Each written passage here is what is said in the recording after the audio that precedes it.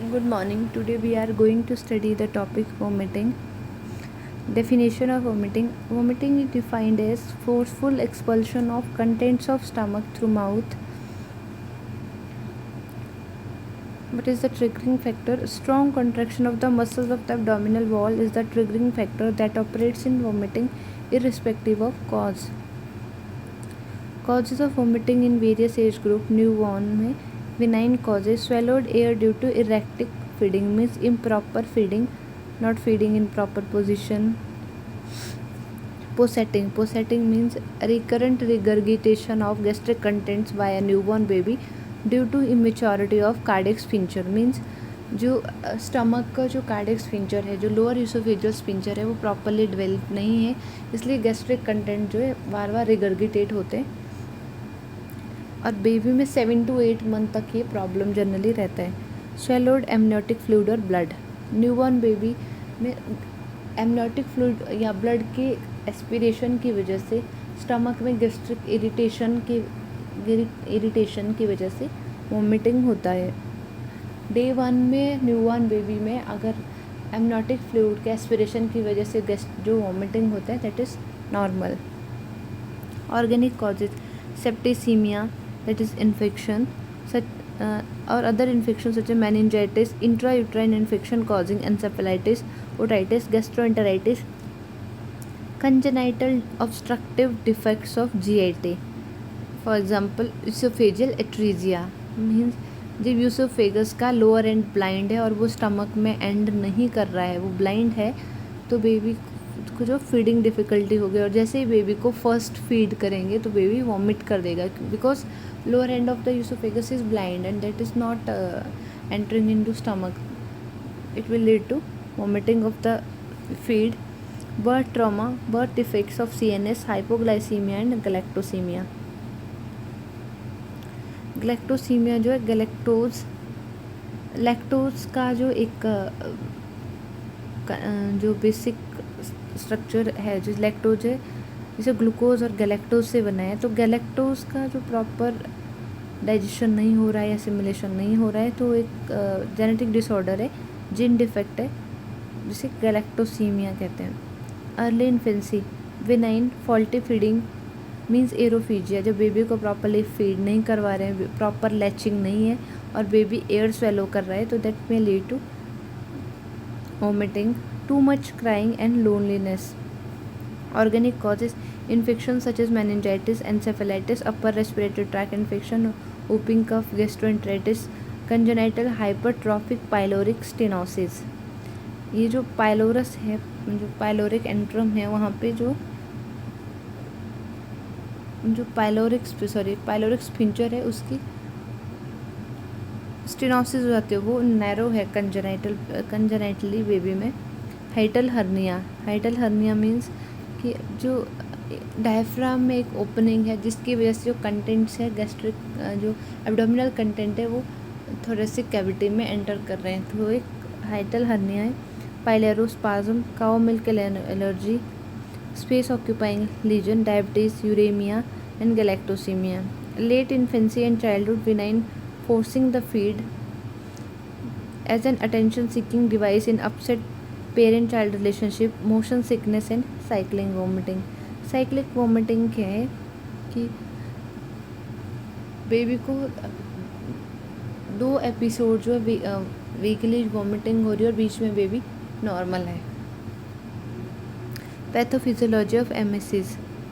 जो different stimuli जैसे drugs है, यूरेमिया है या ऑब्स्ट्रक्शन, गैस्ट्रोपेरेसिस है, ड्रग्स, रेडिएशन, मोशन, वेस्टुलर टॉक्सिसिटी, जो भी स्टिमुलाई है वो दो टाइप से वॉमिटिंग कॉज करते हैं. एक है डायरेक्ट थ्रू नर्व, दूसरा थ्रू केमिकल्स. फॉर एग्जांपल जैसे कोई मेडिसिन है वो ब्लड के थ्रू ब्लड ब्रेन बैरियर तक पहुंचता है, ब्लड ब्रेन बैरियर से वो कीमो रिसेप्टर ट्रिगर जोन को स्टिमुलेट करता है और कीमो रिसेप्टर ट्रिगर जोन जो है वॉमिटिंग सेंटर को सिग्नल भेजता है.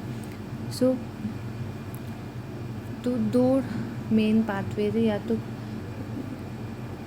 कीमो रिसेप्टर के थ्रू या फिर नर्व्स के थ्रू वो वॉमिटिंग सेंटर स्टिमुलेट होता है, जिससे इफरेंट जो नर्व्स हैं उनके थ्रू जब सिग्नल जीआईटी को मिलता है तो एब्डोमिनल मसल्स कॉन्ट्रैक्ट करती हैं, जब बॉडी को इफरेंट सिम्टम मिलता है तो बेबी जो डीप इंस्पिरेशन करता है जिससे थोरेसिक प्रेशर कम हो जाता है, abdominal pressure rises due to contraction of abdominal muscles and there is opening of cardiac sphincter और the gastric content are forcefully expelled out.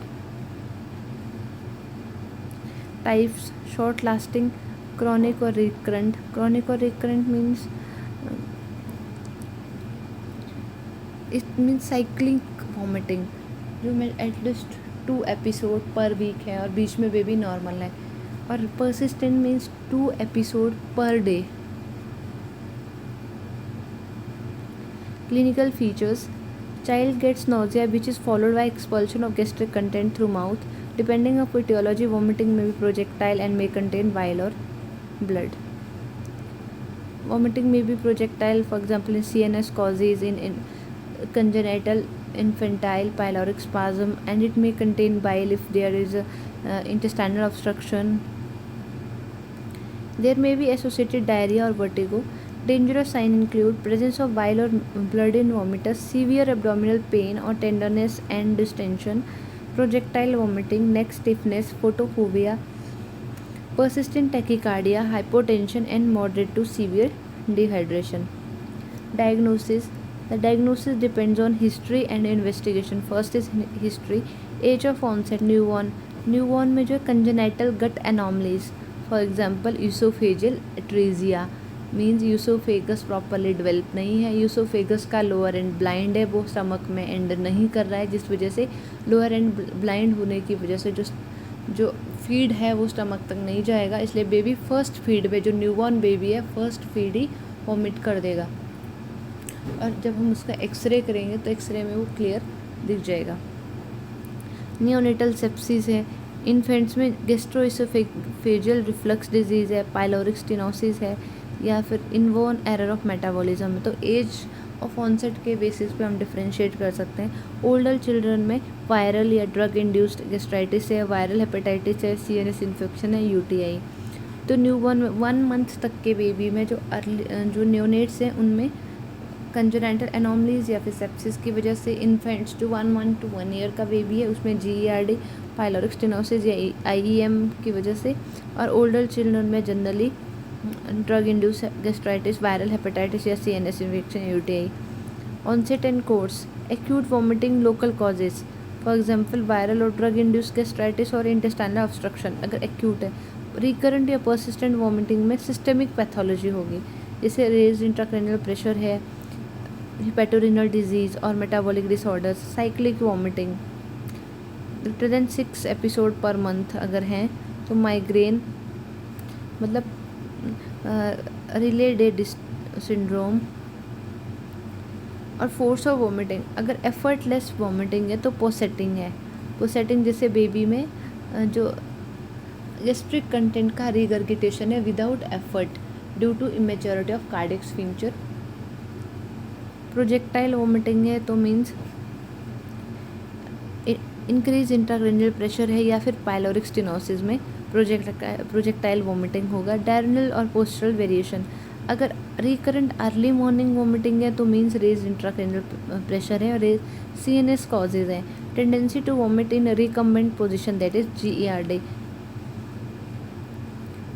The relation with feeds: vomiting during और immediately after feed oesophageal obstruction, जैसे कि यूसोफेजियल एट्रीजिया में newborn में जैसे है तो वो जस्ट ड्यूरिंग और इमीडिएटली आफ्टर फीड जो है वॉमिट करेगा patient. Delay of 15 to 20 minute that is pyloric stenosis. No relation to feed is extra intestinal causes. 15 to 20 minute के बाद अगर वॉमिटिंग है तो पाइलोरिक स्फिंक्टर तक जब पाइलोरस तक जब फीड पहुंचता उसके बाद उसको वॉमिट करता है. तो 15 to 20 मिनट्स आफ्टर फीड जो वॉमिटिंग हो that may be due to pyloric stenosis. Then is contents: undigested food और fresh food that is upper GIT aetiology, again oesophageal atresia. इसमें फ्रेश जो अभी इंजेस्ट किया फीड जस्ट फीड किया baby को वही वॉमिट आउट होगा तो वो अनडाइजेस्टेड फूड होगा. वाइल में पोस्ट ड्यूडेनल ऑब्स्ट्रक्शन अगर वाइल आ रहा है वॉमिटिंग में तो ड्यूडेनम के बाद की ऑब्स्ट्रक्शन है. Highly foul smelling H pylori infection और कॉलोनिक इन्फेक्शन, पर्सिस्टेंट लार्ज और वाटरी वॉमिटिंग अगर हो रही है तो मीन ज़ोलिंगर एलिसन सिंड्रोम हो सकता है। प्रेसीडिंग और कोएग्जिस्टिंग इवेंट, वॉमिटिंग के साथ क्या कोएग्जिस्टिंग इवेंट है दैट में indicate towards the aetiology. For example headache है तो मे बी माइग्रेन है, या फिर may be due to raised intracranial pressure है, इन्फेक्शन है तो may be due to sepsis के साथ की वजह से, dietary intake may be faulty dietary habits हो, worm infestation, diarrhoea, constipation, foreign body provide vital information about the etiology.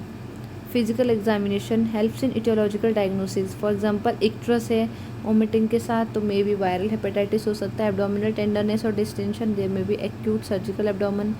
CNS signs, for example raise ICP, intracranial pressure, help to detect secondary effects. मतलब अगर हम physical examination करेंगे vomiting के patient का तो अगर dehydration, तो वो वॉमिटिंग का साइड इफ़ेक्ट क्या है या वो सेकेंडरी इफेक्ट क्या कर रहा है, तो we can find out by physical examination. For example dehydration by pinching, electrolyte imbalance और failure to thrive by examining the patient. Then is investigation necessary for etiological diagnosis as well as to assess the fluid and electrolyte imbalance. Important investigations are urine analysis, liver or renal function test, abdominal USG, CSF examination, esophagoscopy and metabolic screening in selected cases. Metabolic screening in cases of inborn error of metabolism. Differential diagnosis, तो जो pathological vomiting है उसको हमने जो neonatal वेनाइन conditions हैं या फिर जो उनसे कैसे डिफरेंशिएट करना है। Differential diagnosis of some common causes of vomiting in childhood, कौन कौन से कॉजेज़ की वजह से वॉमिटिंग हो सकती है। तो first is posseting. Posseting is effortless recurrent regurgitation of gastric contents, reflex developmental immaturity of cardiac sphincter in early infancy to prevent backflow of gastric contents. Babies often outgrow this problem by 7 to 8 months and no intervention is required except burping after each feed. Means जो babies हैं उनमें gastric स्फिंचर of stomach जो है, जो lower इसोफेजियस स्फिंचर है वो immature है, जिस वजह से जो गैस्ट्रिक कंटेंट है वो रिगर्गिटेट होते हैं इसोफेगस में और थ्रू माउथ। तो ये प्रॉब्लम जो है 7 to 8 मंथ में अपने आप सॉल्व हो जाती है। और जो इससे पहले जो बेबी के में सिर्फ हम उसको वर्पिंग्स के थ्रू मैनेज कर सकते हैं। Then is oesophageal obstruction, foreign body और स्ट्रक्चर की वजह से vomiting immediately after feeding and contents recently ingested undigested food. Means oesophageal obstruction में क्या है, जैसे कि अगर इसोफेजियल एट्रीजिया है या स्ट्रक्चर है तो जो रिसेंटली इंजेस्टेड अनडाइजेस्टेड फूड है वही बाहर आएगा। जैसे फ्रेश मिल्क बाहर आ रहा है, अगर कोई न्योनेट है जिसमें इसोफेजियल एट्रीजिया है, डे 1 पे उसको फर्स्ट फीड अगर कर रहे हैं तो फर्स्ट फीड में जैसे ही मदर फीड करेगी या फिर हम नेज़ोगैस्ट्रिक ट्यूब से फीड करें तो इमीडिएटली फीडिंग, ड्यूरिंग फीडिंग या इमीडिएटली आफ्टर फीडिंग जो है जो फ्रेश मिल्क बाहर आएगा। In older children, liquids are better tolerated than semi-solids. Gastroesophageal reflex, vomiting is more common in lying down position and semi-solids are better tolerated than liquids. Infantile hypertrophic pyloric stenosis, vomiting is typically projectile and non-villous, क्योंकि वो duodenum से पहले bile duct के small intestine में enter करने से पहले की पैथोलॉजी है। So vomiting will be non bilious and occurs after 15 to 20 minutes after feed and contain partly digested food. 15 to 20 minutes के बाद हो रहा है क्योंकि उसको पाइलोरस तक पहुंचने में 15 to 20 मिनट्स लगा, और वो 15 to 20 मिनट्स के बाद जो वॉमिटिंग होगी वो पार्टली डाइजेस्टेड होगी, मतलब ऐसे कर्ड लाइक वॉमिटिंग होगी अगर बेबी जो है वॉमिट कर रहा है after feeding. Pyloric mass is visible after feed and disappear after vomiting. अगर कोई इन्फेंट जिसको आप ऑब्जर्व करो जिसमें इन्फेंटाइल हाइपरट्रॉपिक पाइलोरिक स्टेनोसिस है, आफ्टर फीडिंग जो स्टमक में जो रिब केज के नीचे राइट साइड पे आपको एक आमंड शेप का एक विजिबल स्वेलिंग दिखेगी और वोमिटिंग के बाद वो जनरली डिसअपियर हो जाती है। Intestinal obstruction, vomiting is usually villous associated with abdominal distension and constipation. So vomiting associated with constipation is very dangerous. CNS vomiting due to raised ICP is more common in early morning, tends to be projectile and often associated with headache and is relieved after vomiting. Paroxysmal vomiting with headaches indicate migraine. Rumination is self-induced vomiting, an attention-seeking device in emotionally deprived infants, often induced by pharyngeal stimulation with own fingers. Self-induced vomiting is also seen in adolescents with anorexia nervosa और bulimia. Rumination जो है वो attention seeking के लिए जो baby करता है अपने pharynx को stimulate करके vomiting को induce करता है। और जो एडोलोसेंट्स है जिनमें फीडिंग डिसऑर्डर है, फॉर एग्जांपल एनोरेक्सिया नर्वोसा या बुलिमिया, जिनको तो वोमिटिंग इंड्यूस करते हैं।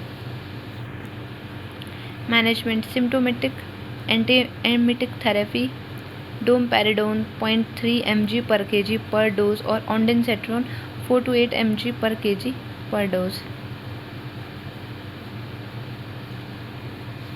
Then is correction of fluid and electrolyte imbalance and evaluation of primary cause. Primary cause क्या है? For example अगर